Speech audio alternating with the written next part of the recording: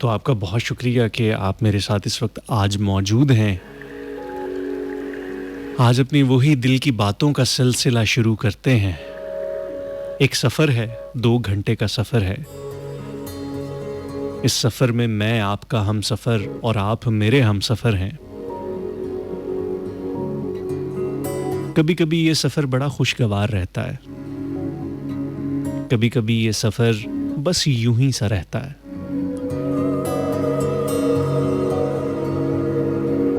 कभी-कभी ये सफ़र ऐसा भी होता है कि कुछ बदमज़ा सा हो जाता है। ज़िंदगी की यही खूबसूरती है। ज़िंदगी का हर दिन एक जैसा नहीं होता। ज़िंदगी का हर सफ़र एक जैसा नहीं होता।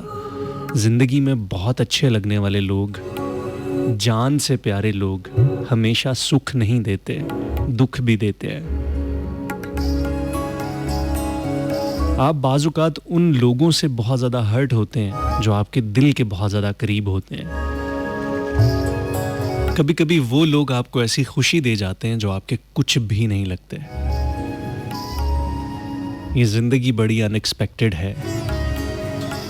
यहाँ पे कभी भी कुछ भी हो सकता है। बाज़-औक़ात हम कोशिश करते हैं कि ये सफ़र बड़ा खूबसूरत रहे, बड़ा अच्छा रहे, बड़ा यादगार रहे। नहीं होता। सफ़र खुद बताता है कि मैं कैसा रहूँगा।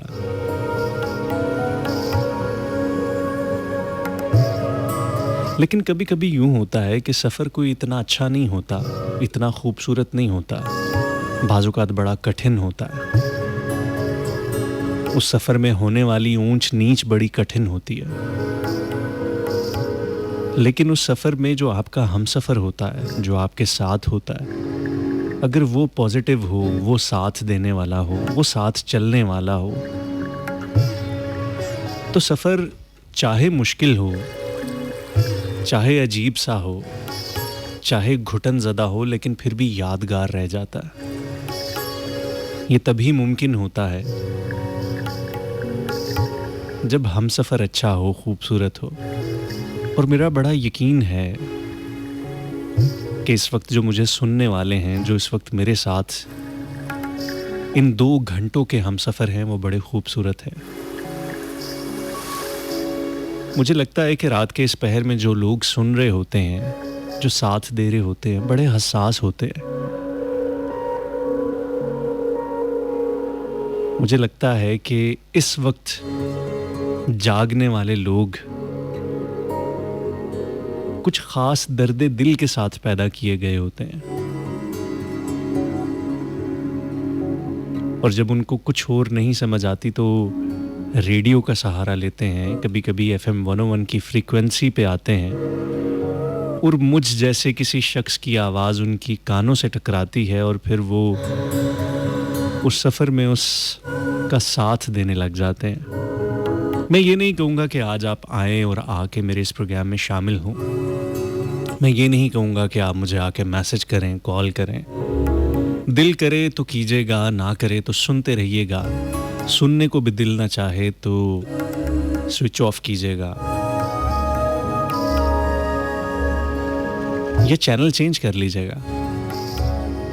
या जो भी आपका दिल करे, जी चाहे। लेकिन फिर भी ये बड़ा खूबसूरत एहसास होता है कि कोई हमें सुन रहा है। और कभी-कभी ये भी बड़ा एहसास होता है कि कोई शख्स हमारी ज़ुबान बोल रहा है। अक्सर कुछ किताबें ऐसी पढ़ने को बाज़-औक़ात नसीब होती हैं कि ऐसा लगता है कि लिखने वाले ने हमारा दिल ही बयान किया है। जो बात हम सोचते हैं, जैसे हम सोचते हैं, सब कुछ वैसे का वैसा लिख दिया है। जो जवाब हमें चाहिए थे, वही तमाम जवाब उसने लिख डाले हैं इस किताब में। कभी-कभी बोलने वाला कुछ ऐसा सुनाई दे जाता है कि ऐसा लगता है कि ये हमारी ज़ुबान ही बोल रहा है, हमारा दिल ही बयान कर रहा है।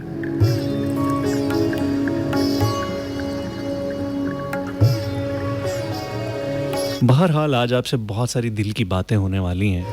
मैं चाहूँगा कि साथ रहें जब तक साथ दे सकें, जितना साथ दे सकें।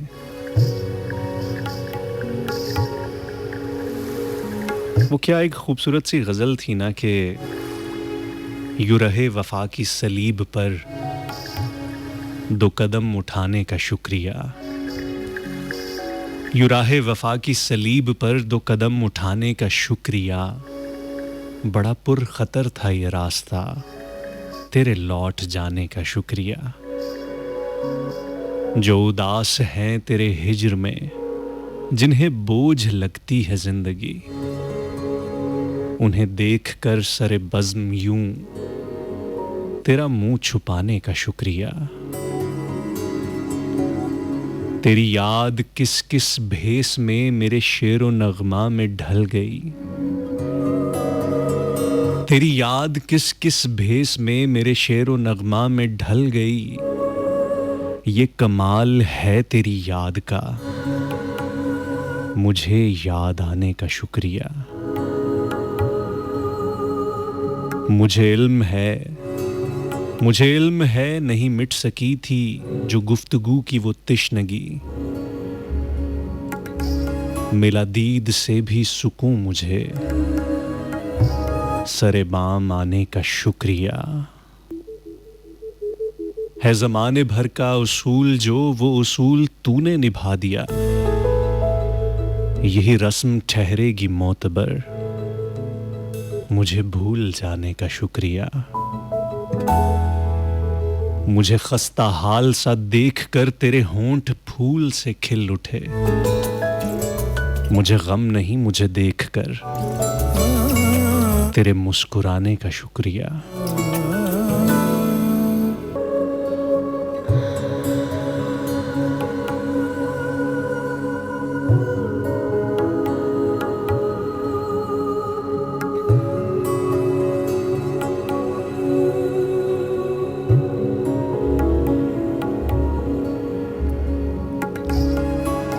अब तुम आए हो मेरी जान तमाशा करने। अब तुम आए हो मेरी जान तमाशा करने। अब तो दरिया में तला तुम न सुकून है, यूं है। यूं तो कहने को सभी कहते हैं, यूं है, यूं है।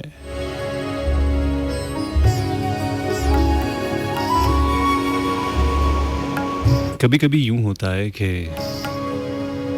जिंदगी में कुछ ऐसे लोग होते हैं जिन पे हमने अपनी जिंदगी लुटाई होती है। हमने अपना वक्त दिया होता है, हमने अपनी सारी एनर्जीज उनको दी होती हैं।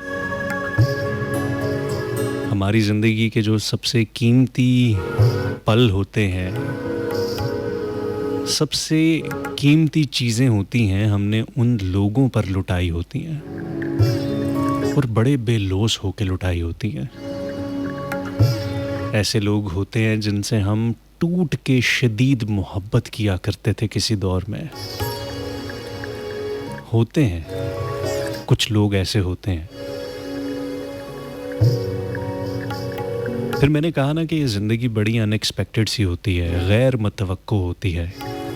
वो लोग जो जान से प्यारे होते हैं, जिन पे हम अपना सब कुछ बाज़-औक़ात तो अपनी ज़िंदगी तक वारने को तैयार होते हैं, वो कुछ इस तरह से हमारी नज़रों से गिरते हैं कि फिर उसके बाद दोबारा से वो मुकाम ही नहीं हासिल कर पाते, वो जगह ही नहीं ले पाते। फिर हम लाख चाहें उनसे वैसे दोस्ती करना, वैसे मोहब्बत करना, वैसे जान लुटाना नहीं हो पाता।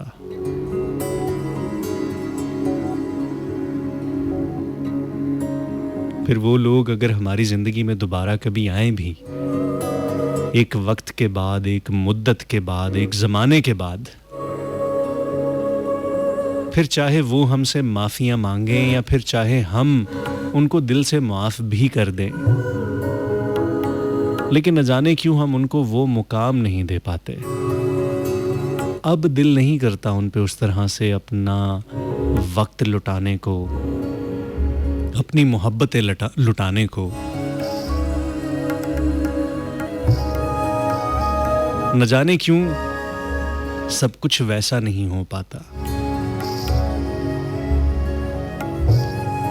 होते हैं, हर किसी की ज़िंदगी में ऐसे लोग होते हैं जो कभी बेहद जान से अजीज़, जान से प्यारे रहे होते हैं। उसके बाद भी वो ज़िंदगी में आते हैं, लेकिन वो मुकाम नहीं हासिल कर पाते। फिर उसके बाद वो जब हमसे मोहब्बत का इज़हार करते हैं, चाहत का इज़हार करते हैं, तो हमें ऐसा लगता है कि जैसे ये तमाशे कर रहे हैं। हमें ऐसा लगता है कि जैसे सब ड्रामेबाजी हो रही है। हो सकता है वो वाकई दिल से कर रहे हों, लेकिन अब हमारे दिल को वो बात नहीं लगती। आती है, याद आती है वो अपनी पुरानी मोहब्बत, अपनी शिद्दत, अपनी वो कसक, वो ज़माने जब हमने उनके लिए सब कुछ किया था, कुर्बानी की थी, कुर्बानी दी थी, इसार किया था। हम उनके लिए रोए थे, तड़पे थे, दुनिया जहान से लड़े थे, झगड़े थे। लेकिन फिर उसके बाद वो किसी वजह से हमारे दिल से उतर गए। फ़कत मेरे दिल से उतर जाइएगा, बिछड़ना मुबारक, बिछड़ जाइएगा।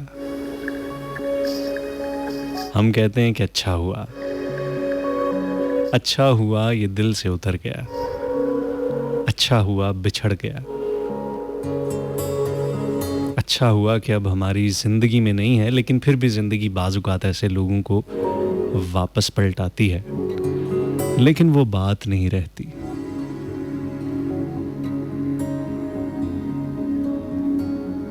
क्या किया जाए? एक ऐसी सिचुएशन होती है, ना रख सकते हैं, ना छोड़ सकते हैं।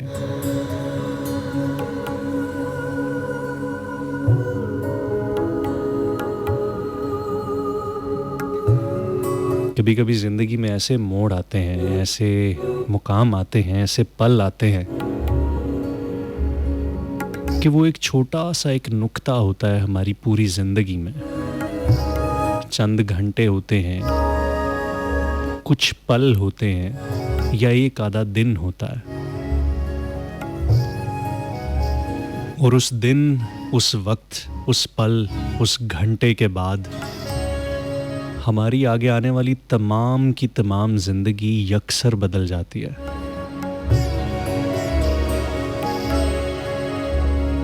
तीन 360 के ज़ाविये पे मुकम्मल। अच्छी भली एक ज़िंदगी गुजार रहे होते हैं कि एक फ़ोन कॉल आती है।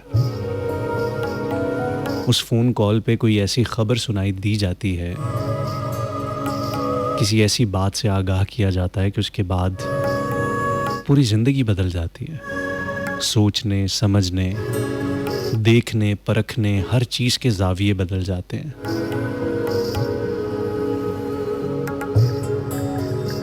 अच्छी खासी ज़िंदगी चल रही होती है, अचानक से एक ऐसा हादसा होता है, कुछ ही मिनटों में, कुछ ही पलों में पूरी की पूरी ज़िंदगी 360 के ज़ाविये पे मुड़ती है। कभी-कभी एक छोटा सा SMS पूरी ज़िंदगी को भारी कर देता है। एक कॉल, एक ईमेल, एक ख़बर, कैलेंडर की कोई एक ख़ास तारीख़, किसी शख्स का रवैया,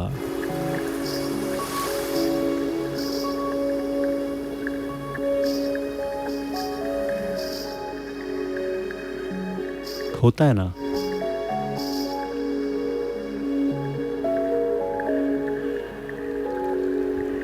कुछ लोगों को मैंने देखा, कुछ लोगों को मैंने ऑब्ज़र्व किया, उनकी ज़िंदगी में भी ऐसे ही कुछ एक पल आए कि उन वक्त, उन औकात के गुज़रने के बाद, उन पलों के गुज़रने के बाद उनकी ज़िंदगी वैसी नहीं रही जैसे पहले थी। और अब उन लोगों को अरसा हो गया है कि मैंने कभी भी हंसते हुए नहीं देखा, खुश होते हुए नहीं देखा, या अगर उनकी हंसी मैंने देखी भी तो कभी भी दिल से हंसते हुए नहीं देखा।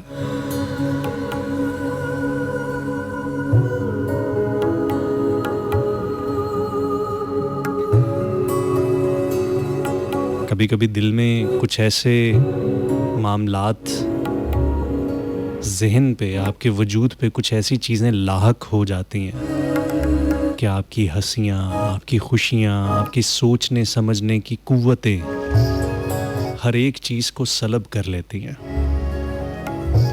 कुछ लोग तमाम उम्र इससे पलट नहीं पाते और कुछ लोगों को बहुत ज़्यादा वक्त लगता है इससे पलटने के लिए।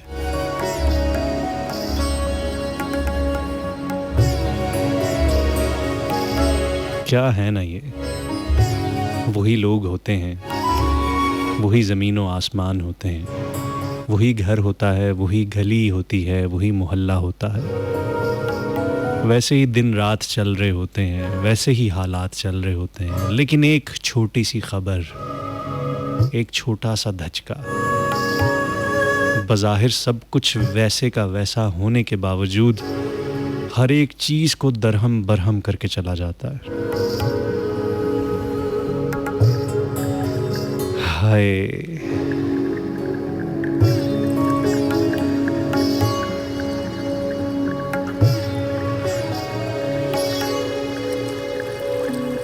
कुछ दोस्त हैं, कुछ लोग हैं जिनको मैं नहीं जानता, सिर्फ एक नाम उभरता है मेरे पास यहाँ पे स्क्रीन पे और उनका मैसेज मुझे मिलता है। कभी-कभी उनका नाम कुछ शनासा सा होता है, क्योंकि अक्सर प्रोग्राम्स में वो मैसेजेस करते हैं और कुछ ऐसे दोस्त अहबाब, कुछ लोग और कुछ अजनबी भी होते हैं जो पहली बार आते हैं और आके मैसेज करते हैं, अपने दिल की कोई बात करते हैं। नादरा का मैसेज स्क्रीन पर ब्लिंक कर रहा है और कहती हैं कि अस्सलाम वालेकुम भाई, हम भी आपको सुन रहे हैं, मेरे लिए दुआ करें, मेरे पाँव का मसला हो गया है। अल्लाह ताला आपको सेहत दे, तंदुरुस्ती दे,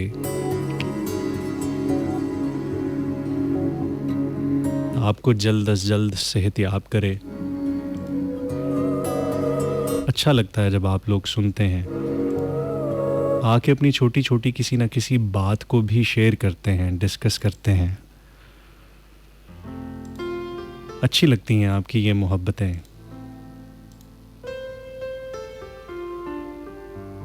कभी कभी ज़िंदगी आपको इतना कुछ सिखाती है, बताती है कि अक्सर लोगों की मोहब्बतों पे भी डाउट होने लग जाते हैं। कोई शख्स आके मोहब्बत का इजहार करे, पसंदीदगी का इजहार करे, तो ऐसा लगता है कि शायद ये फरेब दे रहा हो, शायद ये धोखा कर रहा हो, शायद इसका कोई मतलब हो।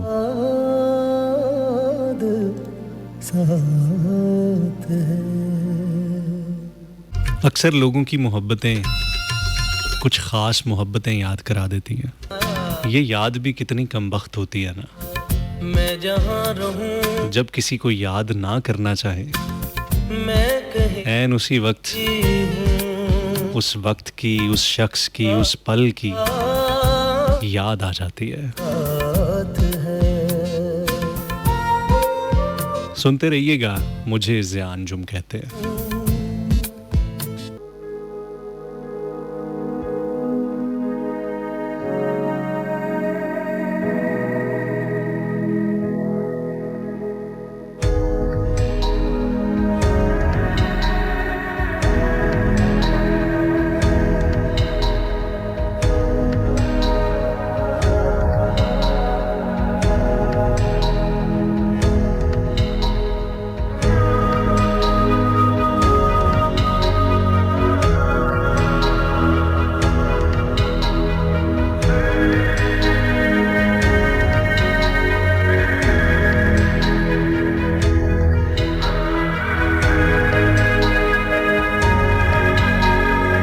मैंने देखा था उन दिनों में उसे, मैंने देखा था उन दिनों में उसे, जब वो खिलते गुलाब जैसा था, उसकी पलकों से नींद छनती थी, उसका लहजा शराब जैसा था, उसकी जुल्फों से भीगती थी घटा, उसका रुख महताब जैसा था। लोग पढ़ते थे खालो खद उसके, वो अदब की किताब जैसा था। बोलता था जुबान खुशबू की, लोग सुनते थे धड़कनों में उसे। मैंने देखा था उन दिनों में उसे, मैंने देखा था उन दिनों में उसे, मैंने देखा था उन दिनों में उसे।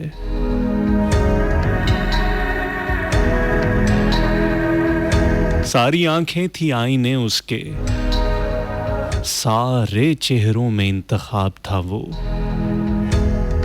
सबसे घुल मिल के अजनबी रहना, एक दरिया नुमा शराब था वो। ख्वाब ये है कि वो हकीकत था, ये हकीकत है कोई ख्वाब था वो। दिल की धरती पे आसमां की तरह सूरते साया ओ सहाब था वो। अपनी नींदें भी उसकी नजर हुई, मैंने पाया था रत जगों में उसे। मैंने देखा था उन दिनों में उसे, मैंने देखा था उन दिनों में उसे, मैंने देखा था उन दिनों में उसे। मैंने देखा था उन दिनों में उसे जब वो हंस हंस के बात करता था, दिल के खैमे में रात करता था। रंग पढ़ते थे आंचलों में उसे, मैंने देखा था उन दिनों में उसे, मैंने देखा था उन दिनों में उसे। ये मगर देर की कहानी है, ये मगर दूर का फसाना है। उसके मेरे मिलाप में हायल अब तो सदियों भरा जमाना है। अब तो यूं है हाल अपना भी दश्ते हिजरां की शाम जैसा है। क्या खबर इन दिनों वो कैसा है, क्या खबर इन दिनों वो कैसा है। मैंने देखा था उन दिनों में उसे जब वो खिलते गुलाब जैसा था। उसकी पलकों से नींद छनती थी, उसका लहजा शराब जैसा था। उसकी जुल्फों से भीगती थी घटा, उसका रुख माहताब जैसा था। लोग पढ़ते थे खालो खद उसके, वो अदब की किताब जैसा था। बोलता था जुबान खुशबू की, लोग सुनते थे धड़कनों में उसे। मैंने देखा था उन दिनों में उसे, मैंने देखा था उन दिनों में उसे।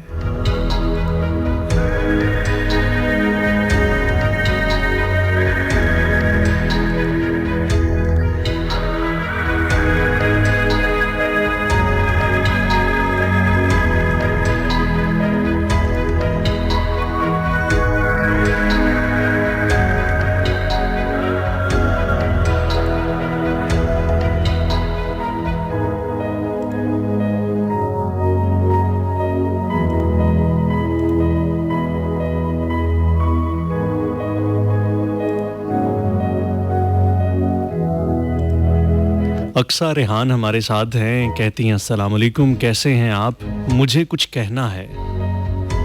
मैं अगर पहला तमाशा था तमाशगाह में तो मशगला उसका मेरी ज़ात से पहले क्या था। मैं अगर पहला तमाशा था तमाशागाह में तो मशगला उसका मेरी ज़ात से पहले क्या था। अक्सा रेहान है हमारे साथ, बड़ा खूबसूरत सा शेर भेजा है।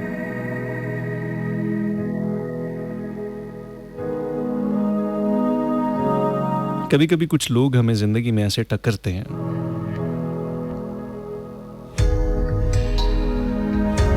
हमें लगता है कि ये जितनी मोहब्बतें हैं, जितनी चाहते हैं, जितनी शिद्दतें हैं, ये शायद वाक़ईतन हमारे नाम कर रहे हैं। वो लोग आते हैं, हमारी ज़िंदगी में आते हैं, हमें इतना स्पेशल फील करवाते हैं, इतना ज़्यादा स्पेशल फील करवाते हैं कि हमें लगता है कि जैसे हम ही हम हैं। हमसे ज़्यादा खुशकिस्मत और कौन हो सकता है भला। फिर यूं होता है कि वो हमें ऐसे छोड़ के चले जाते हैं, ऐसे नज़रों से गिरा के चले जाते हैं, ऐसे दिल तोड़ के चले जाते हैं।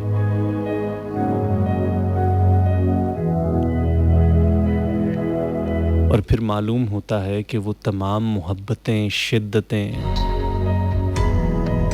वो सब कुछ अब किसी और के लिए लुटा रहे हैं, किसी और को दे रहे हैं। अब कोई और समवन स्पेशल है।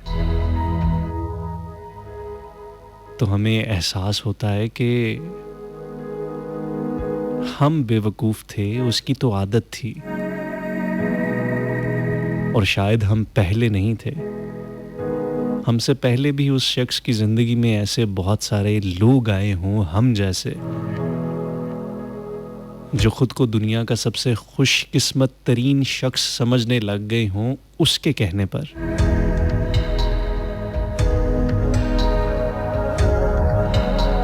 हाय, होता है, चलता है, दुनिया है। जुगनू जूनियर सलाम करते हैं, वालेकुम अस्सलाम। ज़ोया मुग़ल सलाम करती हैं, वालेकुम अस्सलाम। कहती हैं कैसे हैं? मैं कुछ ठीक हूँ, कुछ ख़राब हूँ। क्या करें, ख़राबियाँ भी तो होती हैं ना। हसनैन दाऊद हैं, सलाम करते हैं फ्रॉम मरी। बेस्ट विशेस कहते हैं, अल्लाह पाक आपको सेहत और सलामती अता फ़रमाए, आमीन। बहुत शुक्रिया। अस्मा कोसर सलाम करती हैं, वालेकुम अस्सलाम। ख़ान साहब हैं, सलाम करते हैं और कहते हैं कि तौकीर अब्बास फ्रॉम लाहौर, कैसे हैं अंजुम भाई? मैं आपके प्रोग्राम का वेट कर रहा था और मेरा सबको सलाम, मौला सलामत रखे। Happy independence day. आपका बहुत शुक्रिया तौकीर कि आप हमारा इंतज़ार कर रहे थे, और बहुत शुक्रिया आपकी यहाँ पे मौजूदगी का। हसनैन कहते हैं कटा वो पेड़ से ऐसे दोबारा मिल ना सका, वो एक शाख का था पंछी के उड़ ना सका। कई शाख पर थे पंछी अपने घोंसलों में, वो पंछी बिछड़ा ऐसे घोंसले से दोबारा मिल ना सका। क्या बात है जी। अस्मा कोसर आपका बहुत शुक्रिया, आपने दुआएं भेजी हैं। अमल हबीब आपका बहुत शुक्रिया, मैं ठीक ठाक हूँ। जुगनू कहते हैं कि ज़िया भाई प्लीज़ ये पूरी सुनाइएगा अपने अंदाज़ में। चले मैं इसको थोड़ी देर में शामिल करता हूँ। काफ़ी लंबी सी एक आपने गज़ल भेजी है, गज़ल है या नज़्म है, इसको हम थोड़ी देर बाद पढ़ेंगे और पूरी पढ़ेंगे इंशाल्लाह। आमना अदरीस कहती हैं कि कैसे हैं आप? उम्मीद है ठीक होंगे। अल्लाह का शुक्र है जी, ठीक हैं। और हिरा फ़ातिमा हमारे साथ हैं, बड़ा दिलचस्प सा मैसेज करती हैं। कहती हैं कि रियल लाइफ में भी आप आरजेज़ ऐसे ही बातें करते हैं या सिर्फ रेडियो पे? वैसे जो बात आपने बताई है सच है।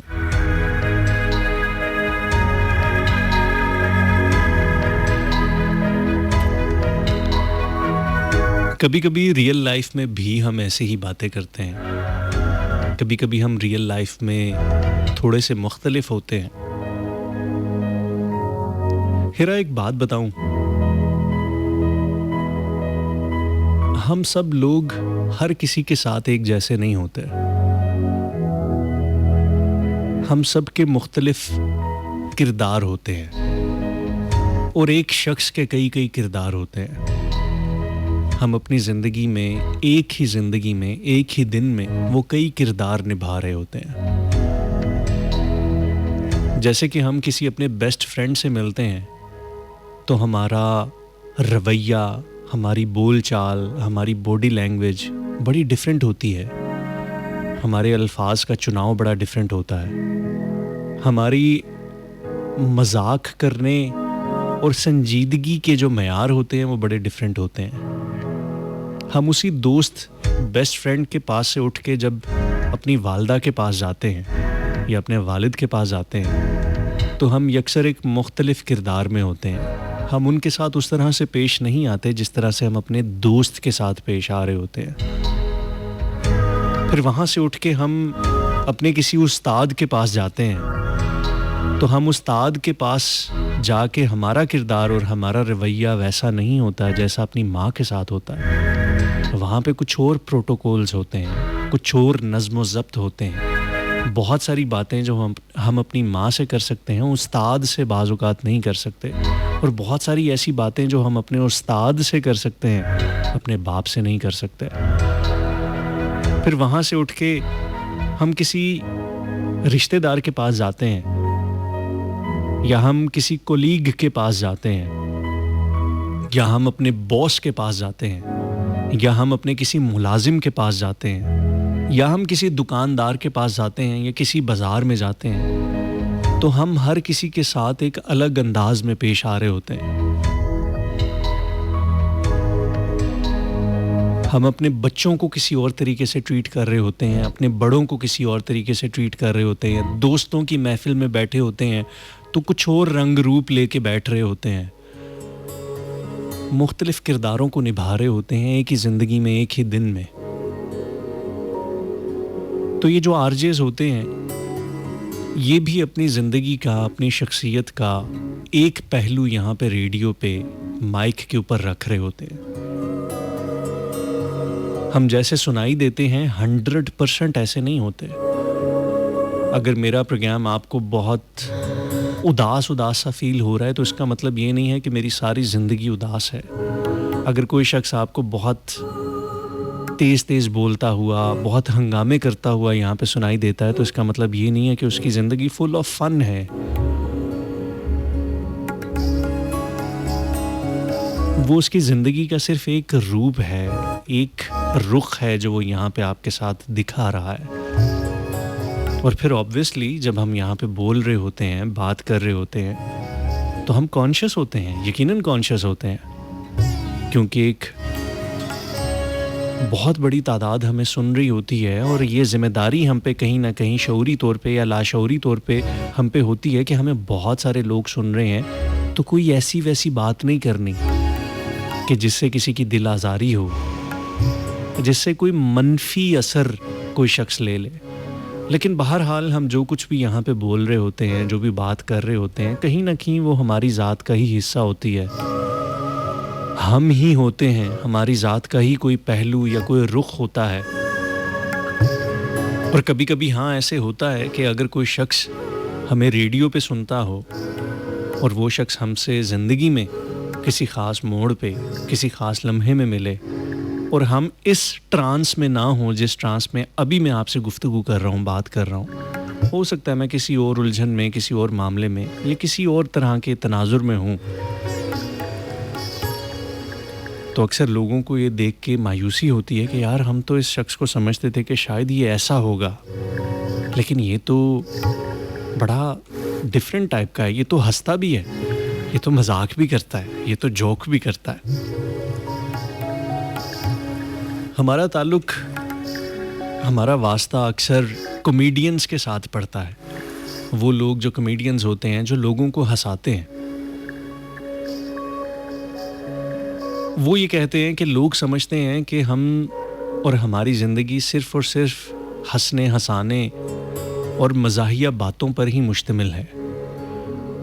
हम आम ज़िंदगी में बाज़ औक़ात बड़े संजीदा भी होते हैं, बड़े रंजीदा भी होते हैं, हम बाज़ औक़ात बड़ी क्रिटिकल सिचुएशंस में भी फंसे होते हैं, लेकिन अक्सर लोग जो हमें हमारी कॉमेडी या हमें हमारे मज़ाह की वजह से जानते हैं, वो ज़िंदगी के किसी ऐसे मुकाम पे, मोड़ पे हमें मिल जाए कि हम बड़े परेशान हैं, हम किसी ख़ास मुश्किल में फंसे हुए हैं, अपनी किसी उलझन या परेशानी में हैं, और वो आके हमें कहते हैं कि जी कोई लतीफ़ा तो सुनाए।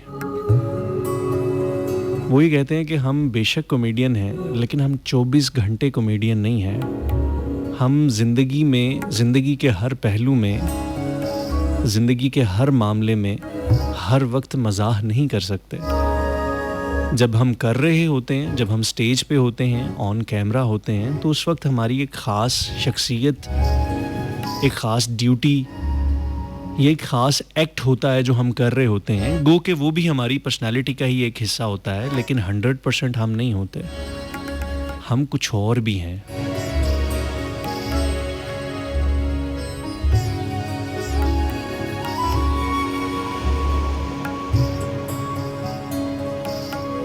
बहरहाल जी, बातचीत के सिलसिले यकीनन आपके साथ चलते रहेंगे।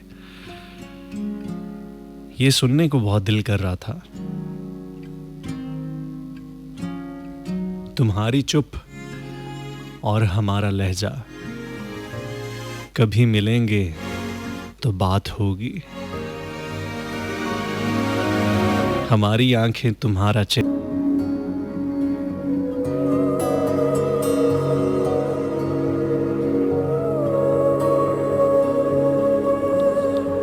वेलकम बैक जी, एक दफ़ा फिर से खुशामदीद। 1:02 हो चुके हैं। मुझे ज़िया अंजुम कहते हैं। 2 बजे तक आपका और मेरा साथ रहता है। हर जुमे और मंगल की शब प्रोग्राम हरफ़े जुनू में FM 101 लाहौर से बहुत सारे दोस्त इस वक्त मौजूद हैं, हमारे साथ प्रोग्राम सुन रहे हैं। आपकी यहाँ पे मौजूदगी का बेहद शुक्रिया।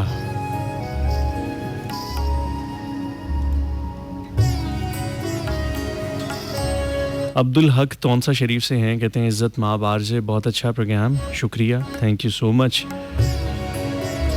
0421111000101 हमारा डायलिंग नंबर है। इस नंबर पे मैं अब कॉल्स का सिलसिला शुरू कर रहा हूँ। अगर आप प्रोग्राम में शामिल होना चाहें बाय कॉल तो आप हमारे साथ शामिल हो सकते हैं। 042 का आपको इजाफी कोड पहले डायल करना होगा जो कि लाहौर का कोड है। उसके बाद आप 101 का नंबर डायल करेंगे 11100101 042 111 000 101। ये हमारा नंबर है। इस पे आपकी कॉल्स का सिलसिला ले रहा हूँ और देखते हैं कि पहली कॉल आज किसकी है। अस्सलाम वालेकुम। वालेकुम सलाम। आप कौन बात कर रहे हैं, कहाँ से? सर परवेज अख्तर इस्लामाबाद से। अभी ड्यूटी पे बैठा हूँ अकेला। अच्छा। और आपकी आवाज़ सुन रहा था। क्या खूबसूरत इंसान है आप, इतनी खूबसूरत मीठी आवाज़, यकीन करें इतनी ज़बरदस्त बातें। बहुत शुक्रिया भाई। लेकिन कहते हैं कि किसी को दिल से चाहना हो तो अभी मेरे कॉल मिला, ही आपकी पहली कॉल मेरी लग गई। क्या बात है। और दिल में मोहब्बत हो तो फिर आसानी हो जाती है। बिल्कुल जी, वो कहते हैं कि जो दिल के साथ चलते हैं उन्हें कायनात में दिल बर ही नजर आते हैं। माशाल्लाह जी, बहुत खूबसूरत और बहुत प्यारा शो, हमेशा की तरह। बहुत मीठी आवाज, बहुत प्यारी बातें, यकीन करें। ड्यूटी पे अकेला बैठा हूँ। क्या कहना चाहेंगे इसके अलावा? क्या दिल क्या कर रहा है? कोई बात जो सुबह से, कल से, 1-2 दिन से तंग कर रही हो, जो कहना चाह रहे हो, बताना चाह रहे हो? सर मेरी ड्यूटी रात की होती है, तकरीबन 2 साल से नाइट ड्यूटी कर रहा हूँ। तो मैं ये कहता हूँ सर, जिंदगी बहुत ही मुख्तसर है। हम दुनिया के लालच में लगे हुए हैं। ठीक। तो हमारा दिल मुतमईन होता है ना जी, हमें कुछ नहीं, अभी बड़ी उम्र पड़ी है, एक लम्हे का कोई पता नहीं है सर। जिंदगी बहुत मुख्तसर है। एक दूसरे से मोहब्बत करें। ये आज के दौर में बर्दाश्त बहुत कम होती जा रही है। बिल्कुल ऐसे ही है। हम बाद लोग अपने अंदर से इंसान मैं को खत्म कर देना, तो ये दुनिया बहुत अच्छी लगेगी। इंसान अगर ये इस दुनिया में अमन हो जाए, इंसान एक दूसरे के साथ इखलाक के साथ पेश आ जाए, बर्दाश्त से, ये सब कुछ तो अल्लाह का ही, हमारा क्या है, इधर कुछ भी नहीं। बड़ी खूबसूरत बात, बहुत शुक्रिया, थैंक यू सो मच, आपने कॉल की। आपको सलामत रखे और जिसने आज़ादी अहले वतन को, जिसने आज़ादी मुबारक को, अल्लाह हाफिज़। पाकिस्तान जिंदाबाद। पाकिस्तान जिंदाबाद जी, पाकिस्तान जिंदाबाद। हेलो। वालेकुम अस्सलाम। आप ठीक है? जी मैं ठीक ठाक, अल्लाह का शुक्र। कौन बात कर रहे हैं? मैं बुशरा बात कर रही हूँ। मेरी आवाज़ बजनी है, मेरा ख्याल है। आपकी आवाज़ अच्छी है। कैसी हैं आप? ठीक हैं? खैरियत से हैं? अल्लाह का एहसान, अल्लाह का एहसान। जी आप कह रहे हैं ना कि भाई आप ना सुने, बंद कर दें, तो मैंने क्या कि नहीं, ये तो हो ही नहीं सकता। वो आपके लिए नहीं था, वो किसी और के लिए था।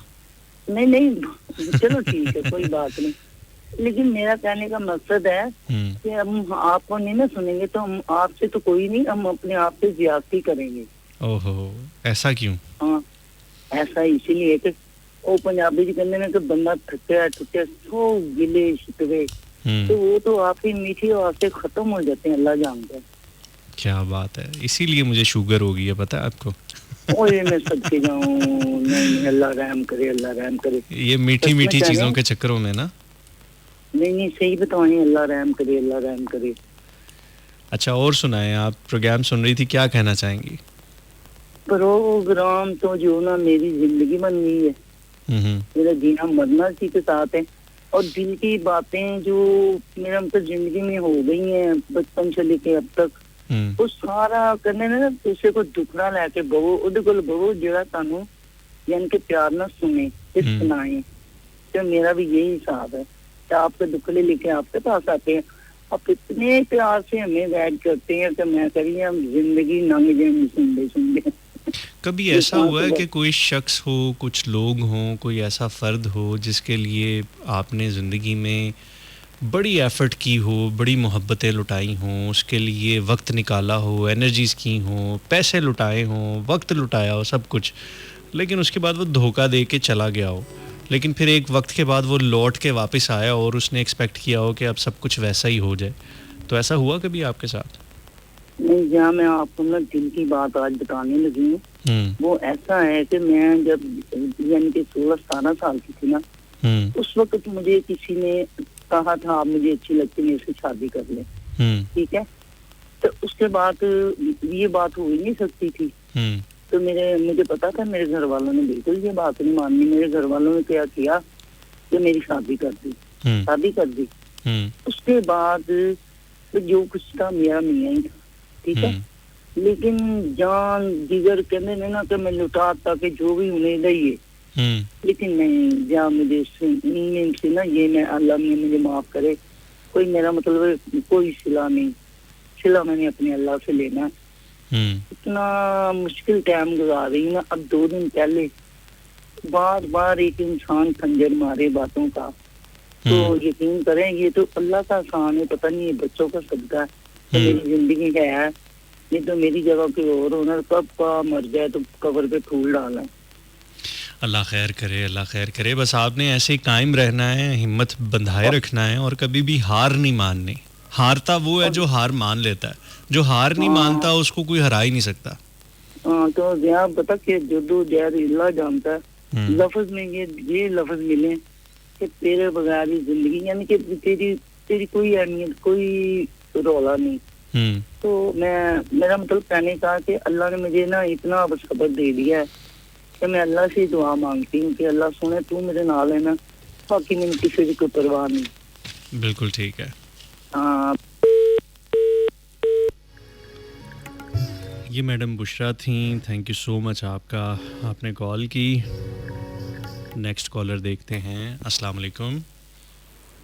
वालेकुम अस्सलाम व रहमतुल्लाह। हमीद भाई कैसे हैं आप? ठीक ठाक हैं? अल्हम्दुलिल्लाह। जा भाई आप ठीक हैं, खैरियत से हैं? अल्लाह का शुक्र है, खैर खैरियत से हूँ, अच्छा हूँ आपकी दुआओं से। क्या कहना चाहेंगे हमीद भाई? अल्लाह आपको अच्छा रखे हमेशा। आमीन आमीन। मैं थोड़ी देर पहले नींद से जागा हूँ। अच्छा। आजकल मुझे नींद बड़ी आ रही है। कुछ लोग तो सारी जिंदगी नींद से नहीं जाग पाते। वो तो कुछ लोग होते हैं ना, आप खुद इतराफ कर रहे हैं। और जब नींद से जागते हैं तो तब जिंदगी खत्म हो चुकी होती है। इसलिए आपने कहा कि मैंने तो वो कहा है जो सच का कि मैं भी नींद से जागूं। और क्या मौजूद है आपका? मैंने कुछ थोड़ा सुना है, थोड़ा नहीं भी सुना। आज कोई ख़ास स्पेसिफिक मौजू तो ऐसा नहीं है, लेकिन आज हमने कुछ गुफ्तगू की कि कुछ ऐसे लोग होते हैं जिन पे हमने ज़िंदगी में एक वक्त में बहुत शदीद किस्म की मोहब्बतें लुटाई होती हैं, उनको वक्त दिया होता है, उनका एहसास किया होता है, उनके लिए हमने हर बाउंड्री को पार किया होता है, लेकिन फिर भी वो हमें छोड़ के चले जाते हैं, बेवफाई कर जाते हैं, लेकिन फिर एक वक्त के बाद वापस आते हैं और आके हमसे वही मोहब्बत, वही सब कुछ डिमांड करते हैं। हम उनको माफ़ तो कर देते हैं, दोबारा से ज़िंदगी में ऐड तो कर लेते हैं, लेकिन बाज़ुकात वैसा सब कुछ दे नहीं पाते जैसा पहले हुआ करता था कभी। तो आपके साथ कभी ऐसा हुआ? फैज़ अहमद फैज़ की है ना, मुझसे पहली सी मोहब्बत मेरे महबूब नामा। वाह वाह वाह वाह वाह वाह क्या बात है, क्या आपने खूब ऐन मिसरा साथ जोड़ा है उसके। बिल्कुल ऐसे ही है। असल में वक्त के साथ साथ रवैये जब तब्दील होते हैं ना, तो उसमें इन तब्दीलियों में बहुत सारी तब्दीलियां आ जाती हैं वक्त के साथ। फिर वो बंदा वो रहता भी नहीं है, बिल्कुल ऐसे ही बर्दाश्त भी नहीं रहती, तो उसकी वो मोहब्बत भी कम हो जाती है। मोहब्बत तो देखो ना, फराज साहब का एक शेर याद आ गया कि अब ना वो मैं हूँ, ना वो तू है, ना वो माजी है फराज। हाँ, वाह वाह वाह। जिस तरह दो शख्स तमन्ना के सराबों में मिले, शराबों में मिले। अब ना वो मैं हूँ, ना वो तू है, ना वो माजी है फराज। मेरे पास भी एक फूल किताबों में पड़ा हुआ है अभी तक। वाह वाह वाह वाह मोर का अच्छा, ये वैसे मोर का फूल, मोर का जो पर होता है वो जी। अगर किताब में रखें तो वाकई वो दो हो जाते हैं। पता नहीं दो होते हैं या नहीं होते हैं। अच्छा लेकिन बाद लोग तो हम जब छोटे हुआ करते थे ना, तो ये जो ज्यादा ये खेल जो था ये लड़कियों का था, वैसे लड़कों का नहीं था ये। बिल्कुल ठीक है। बच्चियां रख लेती थी। वो कहते बाद औकात उसको ना वो कुछ वो बार जब कुछ इतनी है कि बच्चों का खेल था। बिल्कुल ठीक। सारा को एजुकेशन था स्कूल में। अच्छा। तो वो एक थी हमारी क्लास में लड़की, उसको मैंने देखा था कि वो रखती थी।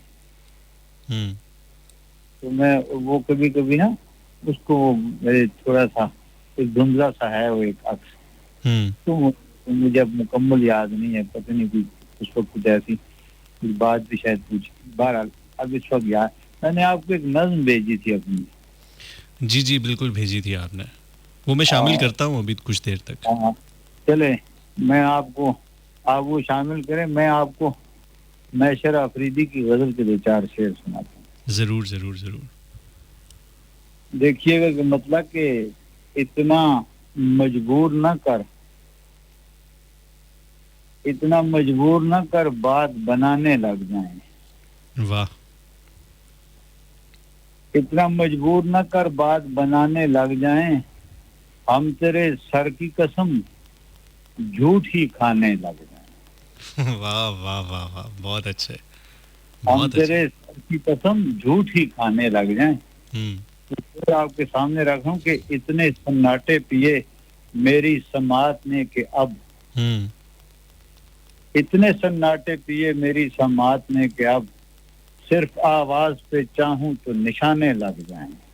क्या बात है, क्या बात है। और चलिए कुछ और नहीं, आह शुमारी ही सही। वाह। चलिए कुछ और नहीं, आह शुमारी ही सही, हम किसी काम तो इस दिल के बहाने लग जाएं। वाह वाह। और हम वो गुमशुदा मोहब्बत, हम वो क्या था या वो लफ्ज चलिए छोड़ देते हैं मेरे ध्यान से। अच्छा, इसमें एक शेर था कि ख्वाब कुछ ऐसे दिखाए हैं फकीरी ने मुझे, ख्वाब कुछ ऐसे दिखाए हैं फकीरी ने मुझे, जिनकी ताबीर में शाहों के खजाने लग जाएं।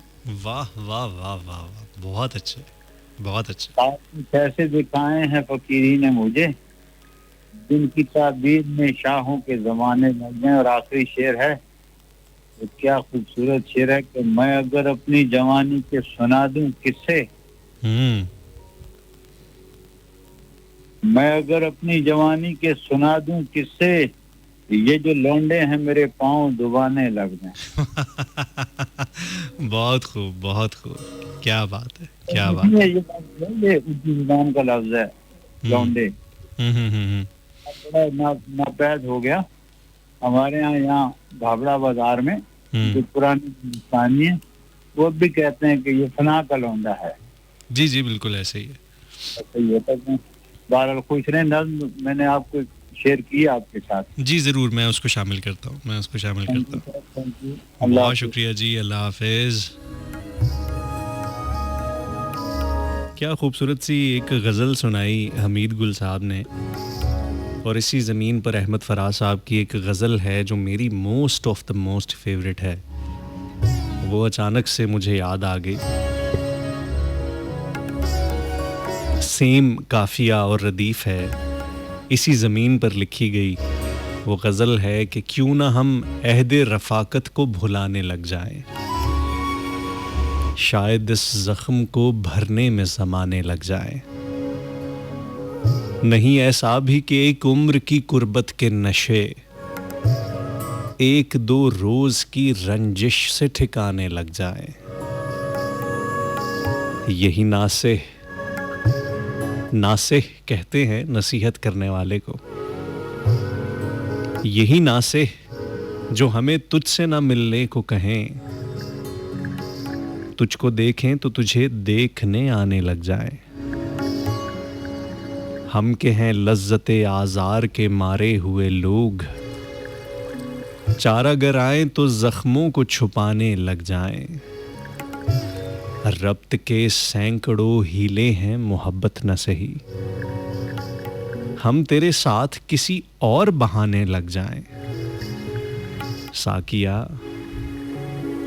साकिया मस्जिदों मकतब तो नहीं मैं खाना, देखना फिर भी गलत लोग ना आने लग जाएं।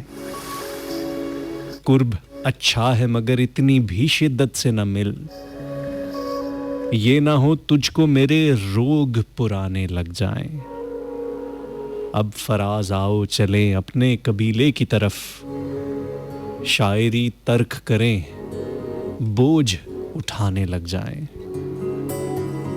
अब फराज आओ चलें अपने कबीले की तरफ, शायरी तर्क करें बोझ उठाने लग जाएं। क्यों ना हम महदे रफाकत को भुलाने लग जाएं, शायद इस जख्म को भरने में ज़माने लग जाएं।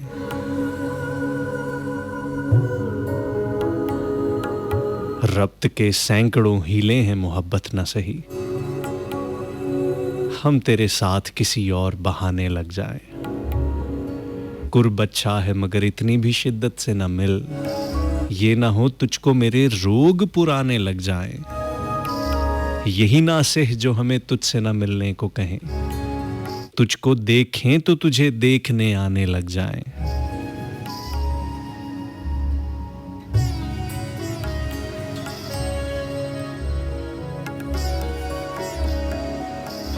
बहरहाल जी एक और कॉल को लेते हैं प्रोग्राम में, देखते हैं कौन है। अस्सलाम वालेकुम।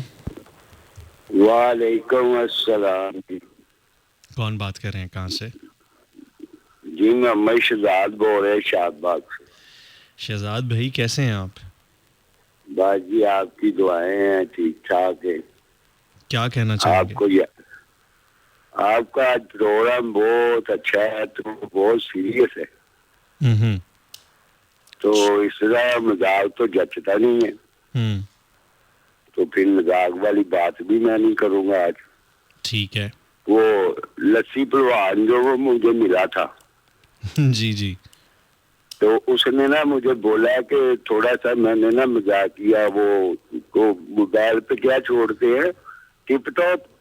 जी जी, उसमें कहता है ये मलक मुबीन मलक, ये नाम पे ना मेरी उधर आई है फोटो है, वो देख ले लस्सी पहलवान की।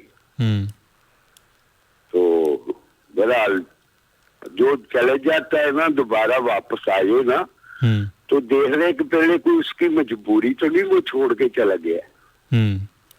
जो मजबूरी छोड़ के चल गया, बाद में आके माजरत कर रहा है, उसकी हकीकत देख लो आप। जो उसकी तरह मोहब्बत के कायल है तो उससे मोहब्बत कर ले, छोड़ेगा, क्योंकि दिलों में रब बसता है।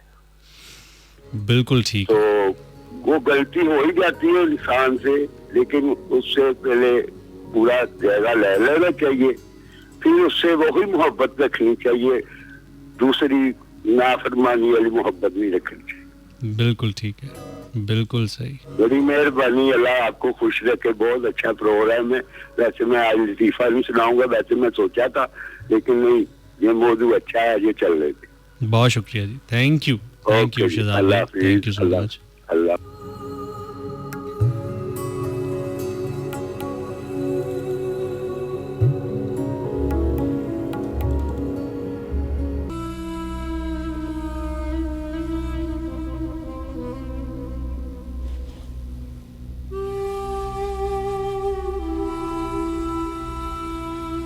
बाबे ने लंबा सांस लिया और बोला, काका तुम चाहते क्या हो?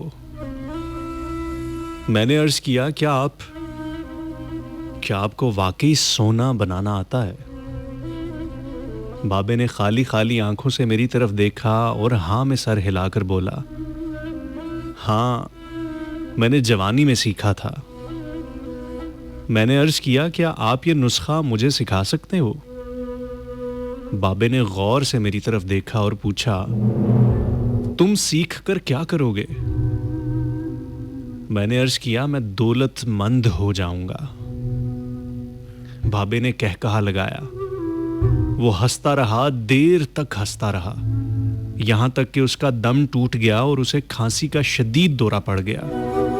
वो खांसते खांसते दोहरा हुआ और तकरीबन बेहाली के आलम में देर तक अपने ही पांव पर गिरा रहा। वो फिर खांसते खांसते बेहाली के आलम में सीधा हुआ और पूछा, तो तुम दौलतमंद होकर क्या करोगे? मैंने जवाब दिया, मैं दुनिया भर की नेमतें खरीदूंगा। उसने पूछा, नेमतें खरीद कर क्या करोगे? मैंने जवाब दिया, मैं खुश होऊंगा, मुझे सुकून मिलेगा। उसने तड़प कर मेरी तरफ देखा और कहा, गोया तुम्हें सोना और दौलत नहीं, सुकून और खुशी चाहिए।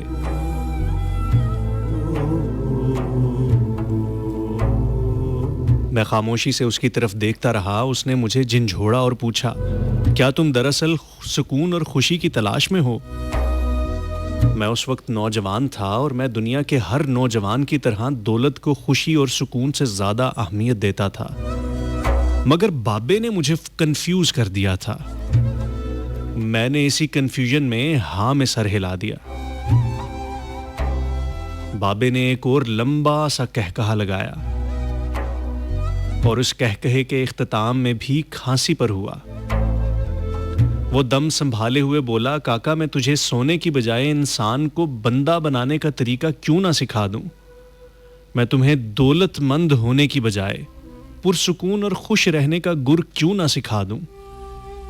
मैं खामोशी से उसकी तरफ देखता रहा और वो बोला, इंसान की ख्वाहिशें जब तक उसके वजूद और उसकी उम्र से लंबी रहती हैं, ये उस वक्त तक इंसान रहता है। तुम अपनी ख्वाहिशों को अपनी उम्र और अपने वजूद से छोटा कर लो तो तुम खुशी भी पा जाओगे और सुकून भी, और जब खुशी और सुकून पा जाओगे तो इंसान से बंदे बन जाओगे। मुझे बाबे की बात समझ ना आई।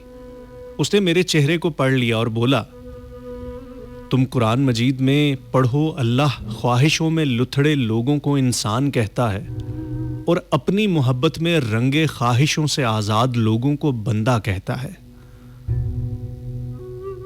बाबे ने इसके बाद कामरान की बारादरी की तरफ इशारा किया और बोला, इसको बनाने वाला भी इंसान था।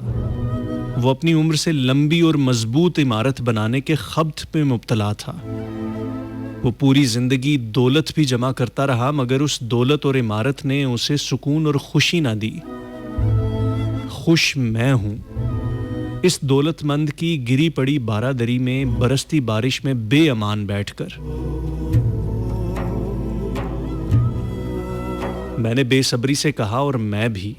उसने कहकहा लगाया और जवाब दिया, तुम नहीं तुम नहीं। तुम जब तक तांबे को सोना बनाने का खब्त पालते रहोगे, तुम उस वक्त तक खुशी से दूर भटकते रहोगे, तुम उस वक्त तक सुकून से दूर रहोगे। बाबे ने इसके बाद जमीन से छोटी सी टहनी तोड़ी, फर्श पर रगड़कर बोला, लो मैं तुम्हें इंसान को बंदा बनाने का नुस्खा बनाता हूं। अपनी ख्वाहिशों को कभी अपने कदमों से आगे ना निकलने दो। जो मिल गया उस पर शुक्र करो, जो छिन गया उस पर अफसोस ना करो। जो मांग ले उसे दे दो, जो भूल जाए उसे भूल जाओ। दुनिया में बेसामान आए थे, बेसामान वापस जाओगे। सामान जमा ना करो, हुजूम से परहेज करो, तन्हाई को साथी बनाओ। मुफ्ती हो तो तब भी फतवा जारी ना करो। जिसे खुदा ढील दे रहा हो उसका कभी एहतसाब ना करो। बिला जरूरत सच फसाद होता है। कोई पूछे तो सच बोलो, ना पूछे तो चुप रहो। लोग लज्जत होते हैं और दुनिया की तमाम लज्जतों का अंजाम बुरा होता है। जिंदगी में जब सुकून कम हो जाए तो सैर पर निकल जाओ। तुम्हें रास्ते में सुकून भी मिलेगा और खुशी भी। देने में खुशी है, वसूल करने में गम। दौलत को रोकोगे तो खुद भी रुक जाओगे। चोरों में रहोगे तो खुद भी चोर हो जाओगे। साधुओं में बैठोगे तो अंदर का साधु जाग जाएगा। अल्लाह राजी रहेगा तो जग राजी रहेगा। वो नाराज होगा तो नेमतों से खुशबू उठ जाएगी। तुम जब अजीजों, रिश्तेदारों, औलाद और दोस्तों से चिढ़ने लगो तो जान लो अल्लाह तुमसे नाराज है। और जब तुम अपने दिल में दुश्मनों के लिए रहम महसूस करने लगो तो समझ लो कि तुम्हारा खालिक तुमसे राजी है। और हिजरत करने वाला कभी घाटे में नहीं रहता।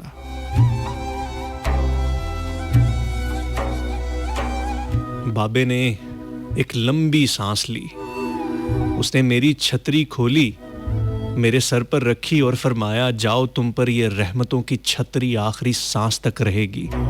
बस एक चीज का ध्यान रखना, किसी को खुद ना छोड़ना। दूसरे को फैसला करने का मौका देना। यह अल्लाह की सुन्नत है।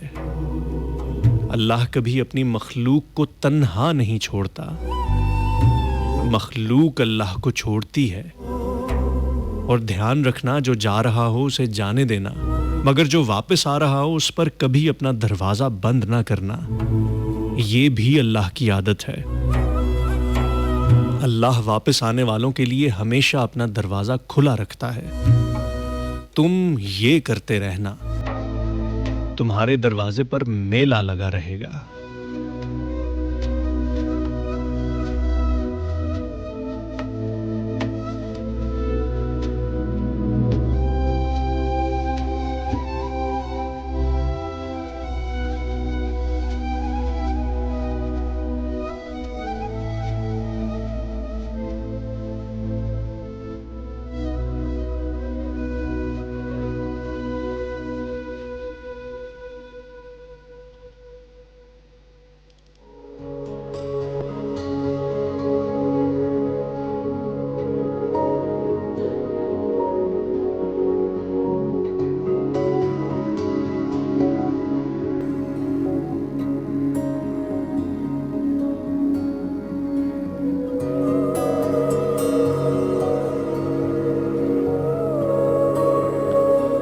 अस्सलाम वालेकुम जी, हमारे साथ एक और कॉलर हैं, देखते हैं कि कौन है। अस्सलाम वालेकुम।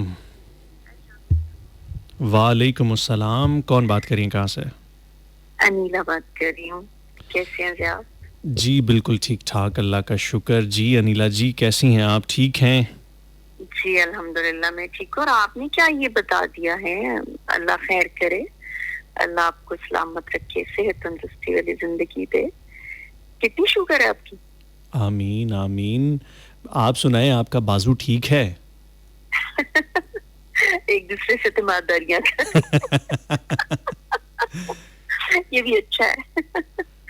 बस ठीक है, अभी ट्रीटमेंट चल रहा है, मेडिसिन ले रही हूँ और कुछ वो ग्रिप क्या होती है वो पहनते हैं, वो पहननी पड़ी, लगानी पड़ी उस पर, उसकी वजह से बाजू हाथ स्वेल हो जाता है और बाजू बेंड करना मुश्किल हो जाता है। चलिए अल्लाह ताला खैर करे, आपके लिए आसानी करे, और ख़ास तौर पे जो लोग हमें खाने भेजते हैं ना हम तो उनके लिए बहुत ही ज़्यादा दुआएं करते हैं। हाँ देखिए ना, कल आपने बड़ा अनएक्सपेक्टेड हमें जो एक सरप्राइज़ दिया। कल मैं आरजे डॉक्स और आरजे रहमान अनवर प्रोग्राम कर रहे थे और अचानक से हमें एक कॉल आई कि जी आपके लिए एक बड़ा ज़बरदस्त किस्म का फूड डिलीवर हुआ है, और बाद में पता चला कि वो मैडम अनीला ने हमें डिलीवर करवाया। तो बहुत शुक्रिया, थैंक यू सो मच। फिर हम बैठ के काफ़ी देर तक वो खाते रहे मज़े मज़े से, रसमलाइयाँ और बिरयानियाँ। मैंने मीठी चीज़ ही भेजनी थी तुम्हें। नहीं मैं खा लेता होता हूँ। मैं बाद में एक्सरसाइज थोड़ी बाद में ज्यादा कर लेता हूँ। हाँ, आप तो साइकिल भी चलाते हैं ना? हाँ, तो बहुत बेस्ट है। साइकिल। हाँ, अच्छा, क्या कहना चाहेंगी आप? अभी तो मैं सुन रही थी प्रोग्राम आपका, बड़ी खूबसूरत गुफ्तगू, और अभी ये जो आपने ये किस्सा सुनाया, ये जो नॉवेल का हिस्सा था किसी का, बड़ा ही खूबसूरत था बाबे वाले। और हम लोग अक्सर, अच्छा मैं बताती, मेरी एक कजन थी, है बल्कि, एक जमाने में मतलब कॉलेज लाइफ में उसको मोहब्बत हो गई, बस थी वो तो बस के मैंने शादी यहीं करनी है, इधर ही करनी, जो मर्जी हो जाए, और वो शख्स भी बस जिद था कि इधर ही करनी है, इधर ही करनी है। और मेरी कजन के घर वाले नहीं माने पहले, कुछ अर्सा इसी तरह चलता रहा। वो तो तन मन की बाजी लगाने को तैयार हो गई, सबसे लड़ाइयां भी ले ली उसने, कहती मैं करूंगी तो यही करूंगी। हम सब कहते थे तू लड़की है, तुझे क्या हो गया? तो लेकिन कहते हैं ना, जब आप किसी पे इतना एतमाद और इतनी मोहब्बत, इतना मान, तो इस तरह से। तो बहरहाल कुछ टाइम गुजरा, हमने कहा चलो वेट करो, शायद ताया जान मान जाएंगे, तो सब्र कर लो जरा। खैर कुछ टाइम गुजरा और पता चला वो जिसके लिए इतना मरी जा रही थी उसने शादी कर ली। माशाल्लाह, अल्हम्दुलिल्लाह। सोचिए जरा, है? हाँ। और इतना हम परेशान है कि तुम मरी जा रही थी। एक दफा मैंने ना डॉग से भी पूछा था कि ये इस तरह ये सीन है तो क्या हो सकता है इसका? कहते हैं कुछ नहीं हो सकता, उनको पास हो जाए। तो मैंने उसको कहा, मैंने कहा चुप करके ना बंदे की पुत्र बन के शादी करो, तुम भी कोई जरूरत नहीं है इस तरह। देखिए, एक शख्स जिसके लिए तुम इतना सब कुछ कुर्बान कर रही हो, सबसे लड़ रही हो, अपने आप को तुमने बिल्कुल वो करके रख दिया, बंद होके रह गई हो, अपने आप को अजियतें दे रही हो, तो उस शख्स से तो शादी कर ली। उस वक्त देखिए ना, जब मान टूटता है बंदे का, क्या बीतती है उस पर, जिसके लिए आपने इतना कुछ किया। अच्छा, फिर जब अब उसकी भी शादी होगी, लड़की की, उसके तो बेटे माशाल्लाह, तो वो साहब वापस आ टपके फोन पर से राब्ते कर रहे हैं और किसी न किसी तरह से नंबर लेके पूछ रहे हैं ये वो, तो पूछ लिए। अब मैंने कहा अब क्या? मैंने कहा इसको किक कराओ। अब तो बिल्कुल भी नहीं बनता। बिल्कुल ठीक कि भाई अब खुद भी वो मैरिड है, बच्चों वाला है, तुम मैरिड हो, बच्चों में क्या जेब देता है ये तुम्हें? उसे बोलो तुम्हारी बीवी अगर ये हरकतें करी तो तुम क्या करोगे? तो उसको मैं भी किसी की बीवी हूँ। तो ये मोहब्बतें, जब एक वक्त होता है जिसमें इतने मान, इतनी मोहब्बतें जब अगर वो वक्त पूरी हो जाए एग्जैक्ट टाइम पे, एग्जैक्ट सही तरीके से, तो वेल एंड गुड। लेकिन अगर नहीं है तो मेरा ख्याल है इंसान को अपनी ख्वाहिशात को मारना आना चाहिए।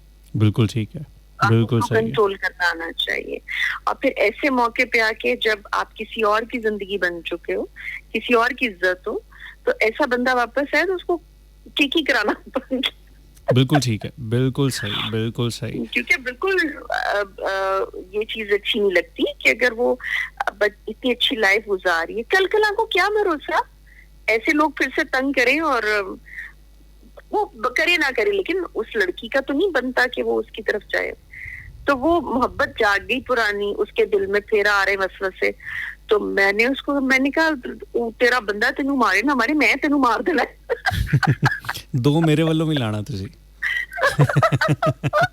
जोर की देखो नहीं, अब तेरा मियां इतना अच्छा है तेरे साथ, इतना मोहब्बत करने वाला बंदा है, बहुत शरीफ, बहुत अच्छा बंदा है। तो मैंने कहा तुम तो उसको कभी सोचो भी ना कि जो एंड टाइम पे तुम्हें छोड़ के चला गया अपनी दुनिया बसा के। तो ये कुछ भी है दुनिया में, देखिए बिल्कुल ऐसे ही है, बिल्कुल ऐसे ही है। Thank you so much Anila ji, आपने कॉल की। Thank you so much. और परवीन आंटी पूछ रही थी, मेरा उनके लिए बहुत शुक्रिया, उनका दुआ में मुझे याद रखे। नादरा को भी अल्लाह ताला सेहत तंदुरुस्ती दे, जो बीमार उन सबको, और आपको भी अल्लाह ताला बहुत अच्छी सेहत तंदुरुस्ती वाली जिंदगी अता फरमाए।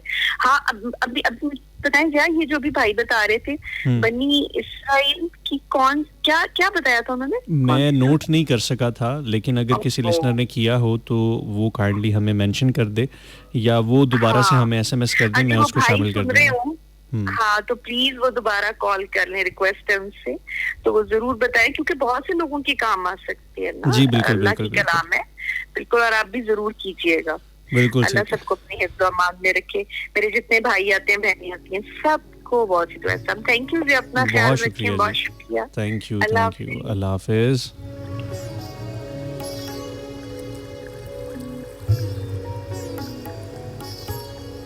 अच्छा, वो साहब आए थे, उन्होंने मुझसे एसएमएस का तरीका पूछा था। वो कह रहे थे कि एसएमएस आप तक पहुंचता नहीं है। हम तक तमाम मैसेजेस आ रहे होते हैं, और अगर आपका मैसेज हम तक नहीं पहुंच रहा तो यकीनन आपको मैसेज में कोई गड़बड़ कर रहे हैं। तो मैसेज करने के लिए, एसएमएस करने के लिए आप हमें अपने मोबाइल का जो एसएमएस का ऑप्शन होता है, राइट मैसेज का ऑप्शन होता है, वहाँ पे जाएंगे और वहाँ पे आपने मैसेज टाइप करना है, 101 101 लिखना है, स्पेस दे के अपना नाम लिखना है, फिर स्पेस दे के अपना जो भी मैसेज है वो आपने अपना पैगाम वहाँ पे लिखना है, और उसको भेजना है 4471 पे। 4471 पे आप हमें मैसेज करते हैं, और ये मैसेज मेरा ख़्याल से शायद 6 से 10 रुपए के दरमियान में आपको विद टैक्सेस पड़ता है जब आप हमें एसएमएस करते हैं। तो आप हमें मैसेजेस कर सकते हैं। मोबाइल से आप टाइप करेंगे 101 स्पेस दे के अपना नाम, स्पेस दे के अपना मैसेज, और उसे भेजेंगे 4471 पे। तो आपका मैसेज जैसे ही यहाँ पे मिलेगा हम उसको ज़रूर शामिल करेंगे। हमारे साथ एक और कॉलर, बल्कि मैसेज पे एक मौजूद हैं, कहती हैं कि अस्सलाम वालेकुम भाई, आई एम फातिमा। ओके, और इनका कहना है कि मैं बहुत डिप्रेस्ड हूँ, हर सहूलत, हर चीज़ अवेलेबल है, पर फिर भी ये दिल खाली सा है। सब बहुत प्यार करते हैं, फिर भी तन्हाई कैसी। जब भी कोई गलती हो जाती है, चाहे किसी से भी हो, मुझे लगता है कि ये मेरी वजह से हुआ है। ख़ुद से नफ़रत होने लगी है। मैं बहुत ज़्यादा सेंसिटिव हूँ, छोटी छोटी सी बातों पर बहुत हर्ट हो जाती हूँ, बात बात पे रोना आ जाता है। क्या आप मुझे कोई सलूशन बता सकते हैं कि इस सिचुएशन से निकल जाऊँ प्लीज़? आपकी बातें हमेशा मुझ पे बहुत असर करती हैं। बहुत शुक्रिया आपका कि आपने मैसेज किया, और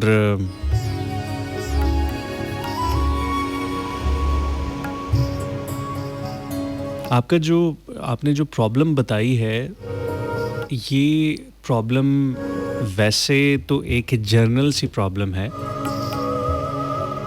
कि आपको यूं फील होता है कि जैसे आप तन्हा हैं, या कभी आपको ऐसा लगता है कि कोई चीज़ मिसिंग है। लेकिन इसका अमूमी तौर पे ऐसे नहीं होता कि बिल्कुल सीधा सीधा सा सिंपल सा सलूशन होता है। इसके लिए प्रॉपर काउंसलिंग की ज़रूरत होती है। कभी कभी हमारे पास्ट में बहुत सारे ऐसे इंसिडेंट हुए होते हैं, हमारा माजी कुछ ऐसा गुज़रा होता है कि वो माजी और उस माजी की बहुत सारी बातें, यादें कुछ शऊर में होती हैं, कुछ लाशऊर में होती हैं। वो हमें तंग करती हैं, वो हमें हॉन्ट करती हैं। तो उन बातों की वजह से, उन चीज़ों की वजह से कहीं ना कहीं बहुत सारी चीज़ें हमारे माजी के साथ जुड़ी होती हैं। वो एग्जैक्टली क्या चीज़ है? कभी कभी हमारा बचपन किसी ख़ास तरह से गुज़रा होता है, किसी ख़ास ट्रॉमा में गुज़रा होता है। हमारे साथ कुछ ऐसे वाक़यात हुए होते हैं, कुछ ऐसे सिलसिले हुए होते हैं जो हम पे इतना असरअंदाज हुए होते हैं कि उसकी वजह से हमारी शख्सियत का एक ख़ास रुख बन चुका होता है। हम किसी ख़ास ट्रॉमा का शिकार हो चुके होते हैं।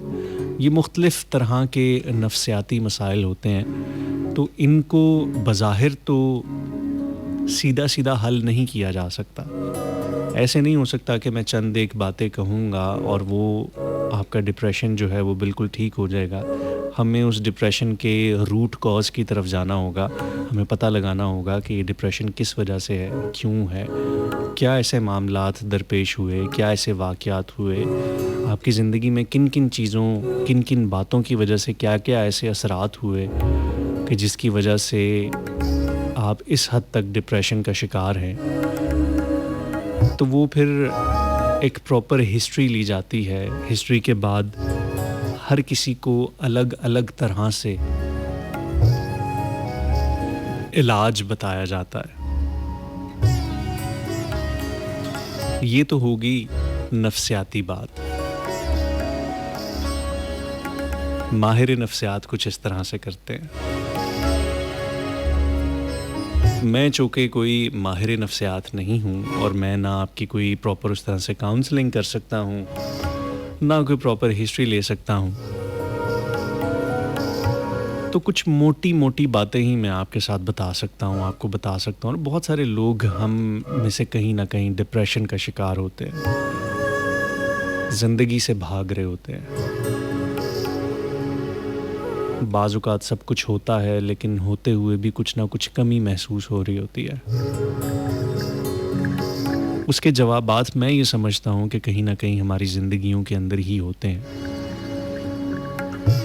हमने उनको ट्रेस आउट करना होता है, ढूंढना होता है, उनको ठीक करने की कोशिश करनी पड़ती है हमें।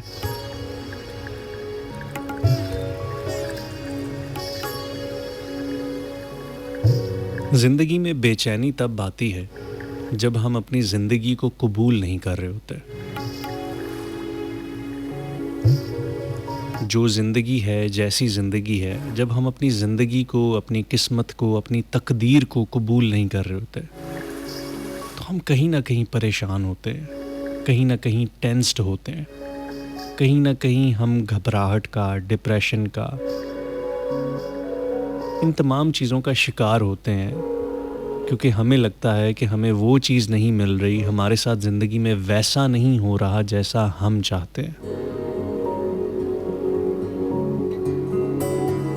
अगर हम ज़िंदगी को कबूल कर लें, हम ज़िंदगी के चैलेंजेस को कबूल कर लें। कभी कभी ऐसा होता है कि हमें लगता है कि बज़ाहिर सब कुछ ठीक है, हमारे पास सब कुछ है, आसाइशें भी हैं, नेमतें भी हैं, ये भी है, वो भी है, माँ बाप भी हैं, बहन भाई भी हैं, इर्द गिर्द अच्छे लोग या अच्छे रिश्ते भी हैं, फिर भी एक खालीपन है।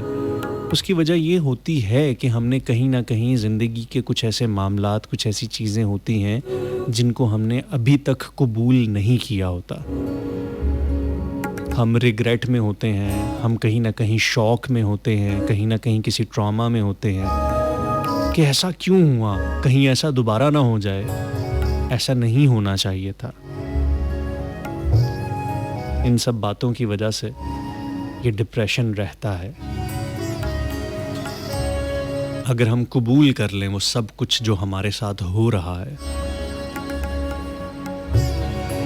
कि कोई नहीं, इसमें भी कोई ना कोई बेहतरी होगी, इसमें भी कुछ ना कुछ अच्छा होगा।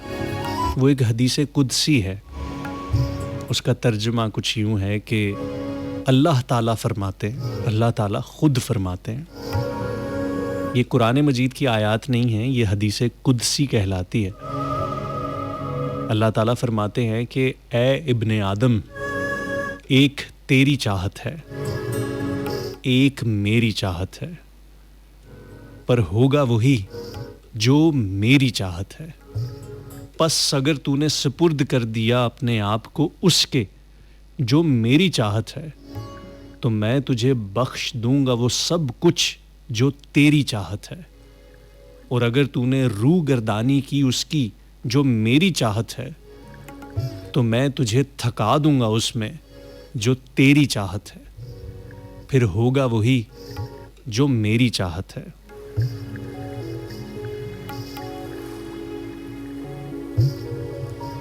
अल्लाह ताला कहते हैं कि अगर तूने रूह गर्दानी की उसकी जो मेरी चाहत है, तो मैं तुझे थका दूंगा उसमें जो तेरी चाहत है। फिर होगा वही जो मेरी चाहत है। बाज़-औक़ात हम रब की नहीं मान रहे होते, अपनी मनमाने की कोशिश कर रहे होते हैं, अपनी करी जा रहे होते हैं। हम कबूल नहीं कर रहे होते उस तमाम चीज़ों को, अपनी ज़िंदगी को, अपनी किस्मत को, अपनी तकदीर को, अपने साथ होने वाले छोटे से छोटे और बड़े से बड़े वाक़े को। और हम कहते हैं कि नहीं, ऐसे नहीं।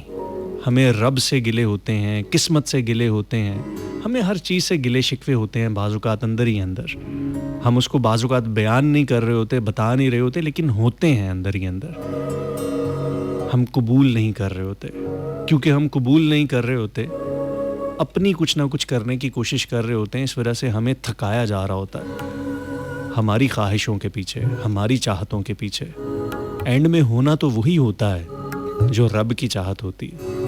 और रब कहता है कि अगर तुम मेरी चाहत को अपनी चाहत बना लोगे, रब की चाहत यही है कि जिस हाल में जैसा उसने आपको रखा हुआ है, किसी वजह से रखा हुआ है। अगर आप ये कह दें कि ए रब, ए मेरे पाक परवरदिगार, अगर तेरी यही चाहत है कि तूने मुझे ऐसे ही रखना है, तो मैं इसको अपने दिल से, अपने तन से, अपने मन से कबूल करता हूँ या कबूल करती हूँ। यकीन जानिएगा, जिस वक्त आप कबूल कर लेते हैं ना मुश्किलों को, परेशानियों को, किस्मत को, तकदीर को, वाक़तन दिल से कबूल कर लेते हैं, तो आधी से ज़्यादा परेशानी तो उसी वक्त ख़त्म हो जाती है। क्योंकि आपने अपने आप को सुपुर्द कर दिया होता है उस ज़ात के जो खालिक व मालिक है। तो जब आप अपने आप को उसके सुपुर्द कर देते हैं, तो फिर आपकी बहुत सारी टेंशनें ख़त्म हो जाती हैं। अपने आप को, अपनी ख्वाहिशात को और अपनी ज़ात को, अपनी ज़ात से जुड़े हुए बहुत सारी चीज़ों को और अपनी किस्मत को कबूल कर लें सबसे पहले। यकीन जानिए, आजकल मैं बहुत सारे लोगों को देखता हूँ रिज़्क की तलाश में बड़े मारे मारे फिर रहे होते हैं, शदीद परेशान होते हैं। रिज़्क का ज़िम्मा रब ने ख़ुद अपने ज़िम्मे लिया है। दुनिया की सारी कुव्वतें भी अगर मिल जाएं तो आपका रिज़्क घटा नहीं सकती, और ये सारी दुनिया भी चाहे तो आपका रिज़्क बढ़ा नहीं सकती। कोई आपका रिज़्क रोक नहीं सकता, कोई रिस्क बढ़ा नहीं सकता। अगर कोई कर सकता है तो वो सिर्फ़ और सिर्फ रब की ज़ात है। रिज़्क का ज़िम्मा उसने ख़ुद अपने हाथ में लिया है, लेकिन हम परेशान होते हैं। हमें लगता है कि हम कुछ ऐसा करेंगे तो हम अपने रिज़्क को बेहतर कर सकते हैं। हम उसके पास जाएंगे, उसकी सिफारिश करेंगे, उसके साथ हम थोड़ा ताल्लुक़ बनाएंगे, हम ये करेंगे, वो करेंगे। नहीं साहिब, ये सारे कहीं ना कहीं वसीले ज़रूर होते हैं, लेकिन रिस्क का वादा उसने किया है और वही देने वाला है। तो अगर आप एक दफ़ा रिस्क के मामलात उसके ऊपर छोड़ के थोड़ा सा रिलैक्स हो जाए ना, कबूल कर लें कि हाँ भाई रिस्क उसी के हाथ में है, तो यकीन जानिए, एक तो सबसे पहले आपकी आधी से ज़्यादा टेंशनें ख़त्म हो जाएंगी, और रिस्क तो आपको उतना ही मिलना है जितना मिलना है। रब ने कुछ हमें ट्रिक्स भी दिए हैं, कुछ चीट्स भी दिए हैं, कुछ चीट्स भी बताए हैं। अगर हम उनको अपनाएं तो रिस्क बढ़ भी जाता है। जैसे कि कहते हैं कि बांटने से रिस्क बढ़ता है। आपके पास बेशक थोड़ा है, लेकिन उसको बांटना शुरू कर दें तो आपका रिस्क भी बढ़ना शुरू हो जाएगा। खैर, अभी बहुत सारी बातें थी जो आपसे करनी थी, आपके साथ डिस्कस करनी थी, लेकिन वक्त रुखसत आन पहुंचा है। अस्मा कौसर, आपका बहुत शुक्रिया। हमीद गुल साहब, आपका बहुत शुक्रिया। आपकी नज़्म पढ़नी थी लेकिन आज नहीं पढ़ सका, टाइम ख़त्म होने वाला है। अस्मा कौसर, आपका बहुत शुक्रिया। इसके साथ साथ फैसल अब्बास, आपका बहुत शुक्रिया, आप हमें सुन रहे थे। इश्तियाक मिर्ज़ा, आपका बहुत शुक्रिया। कहते हैं कि सोने को भी दिल कर रहा है और शो छोड़ने को भी दिल नहीं कर रहा, आपकी मोहब्बत है। महाजबीन हमारे साथ थी, कहती हैं कि सलाम करती हैं, कहती हैं कि दुनिया है और दुनिया में सब होता है। आमना अदरीस, आपका बहुत शुक्रिया। इसके अलावा उन तमाम दोस्तों का बेहद शुक्रिया जो कि इस वक्त हमारे साथ मौजूद थे, सुन रहे थे। आपकी मोहब्बतों का शुक्रिया। अब्दुल लतीफ़ फ्रॉम साहिवाल सेवन शरीफ से, और आपका बहुत शुक्रिया। आपने एक रिक्वेस्ट की है, रिक्वेस्ट अभी प्ले नहीं हो सकेगी, वक्त रुखसत है, 2 बज चुके हैं। इंशाल्लाह अब आपसे अगले जुमे को मुलाकात होगी, और जुमे से पहले आपसे मुलाकात 14 अगस्त वाले दिन भी होगी, रात 10 से 12, जिसमें मैं, आरजे डॉक्स और आरजे रहमान कंबाइन प्रोग्राम करने वाले हैं। तो अभी परसों आपसे 14 अगस्त को रात 10 से 12 मुलाकात होगी। उसके बाद फिर आपसे मंडे को और जुमे को मुलाकात होगी रात 12 से 2 प्रोग्राम हरफे जुनू में। मुझे ज़िया अंजुम को दीजिए इजाज़त। इंशाल्लाह अब आपसे फिर मुलाकात होगी, तब तक के लिए दुआओं में याद रखिएगा, दुआ ज़रूर करते रहिएगा। ज़िंदगी रही तो इंशाल्लाह फिर आपसे दोबारा मुलाकात होगी। फ़ी अमानिल्लाह, अल्लाह हाफ़िज़, पाकिस्तान जिंदाबाद।